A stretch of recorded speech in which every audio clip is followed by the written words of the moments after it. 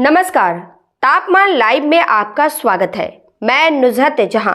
तापमान लाइव की महामुकाबला 2024 संवाद श्रृंखला की इस कड़ी में प्रस्तुत है समस्तीपुर संसदीय क्षेत्र के चुनावी परिदृश्य की जमीनी हकीकत। समस्तीपुर संसदीय क्षेत्र अनुसूचित जाति के लिए सुरक्षित है। चुनाव की बाबत सामान्य वर्ग में कोई खास दिलचस्पी नहीं रहने के कारण जातीयता में ज्यादा आक्रामकता नहीं दिख रही है।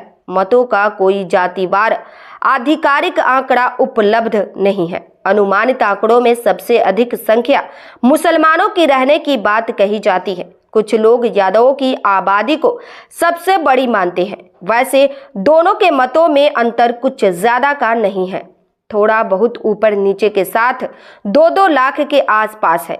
माय समीकरण में बंधे ये दोनों सामाजिक समूह राजद के आधार मत माने जाते हैं, परंतु इस बार इनकी प्रतिबद्धता थोड़ी डगमगाती दिख रही है। विश्लेषकों की माने तो यादवों में मुखरता है, पर मुसलमानों में मायूसी जगह बनाए हुए है। मतदान केंद्रों पर मायूसी मिट जाए तो वह अलग बात होगी। 100 जातीय उम्मीदवार नहीं रहने से यादव समाज का एक तबका राम के नाम से भी प्रभावित है। इसका असर चुनाव पर पड़ सकता है। तब भी राजद के माय से कांग्रेस उम्मीदवार सन्नी हजारी को मजबूती मिल रही है। सूचना एवं जन संपर्क मंत्री महेश्वर हजारी के पुत्र सन्नी हजारी पासवान बिरादरी से है। तकरीबन 1.5 लाख मत इस समाज के हैं।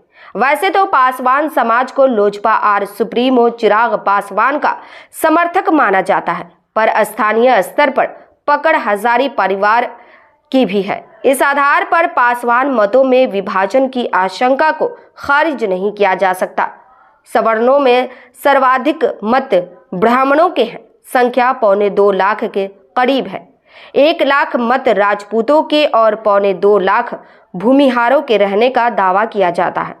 ये मत एनडीए समर्थक माने जाते हैं।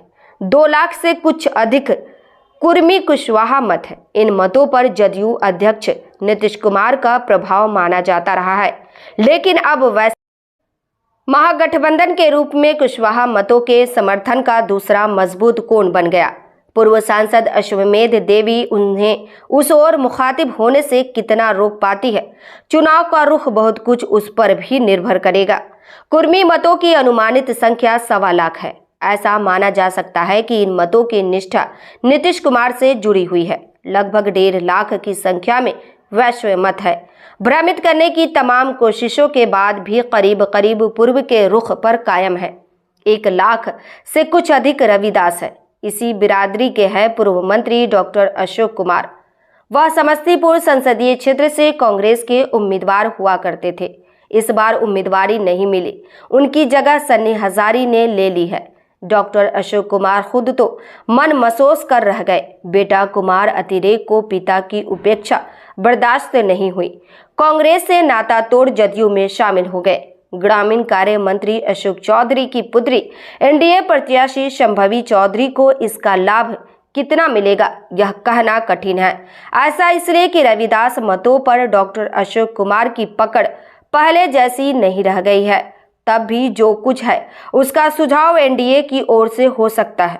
वैसे विश्लेषकों का मानना है कि इस समाज पर नरेंद्र मोदी का प्रभाव बहुत हद तक कायम है। दलित वर्ग की ओर भी जातियां हैं जिनके मत अच्छी संख्या में है। अत्यंत पिछड़ी जातियों की आबादी भी बहुत बड़ी है। यह वर्ग नरेंद्र मोदी और नीतीश कुमार का समर्थक माना जाता है। हालांकि इस बार पूर्व जैसा उत्साह नहीं दिख रहा है। बहरहाल वर्तमान चुनावी तस्वीर को देखते हुए कहा जा सकता है कि थोड़ा बहुत बदलाव के साथ गहरी उदासीनता के बीच राजनीतिक एवं सामाजिक हालात 2019 जैसे ही है। उदासीनता एनडीए समर्थक में अधिक दिख रही है। विश्लेषकों का आकलन है कि यह उदासीनता नहीं टूटी तो उम्मीदों का चिराग बुझ जा सकता है। टूट गई तो महागठबंधन में हाथ मलने जैसी स्थिति पैदा हो जा सकती है। इस प्रस्तुति में बस इतना ही। फिर मिलते हैं ऐसी ही दूसरी किसी खास खबर के साथ। तापमान लाइव का यह विश्लेषण पसंद आया हो तो अपनी प्रतिक्रिया जरूर दीजिएगा। तापमान लाइव चैनल को देखिए, शेयर कीजिए, लाइक कीजिए और सब्सक्राइब अवश्य कीजिए। धन्यवाद।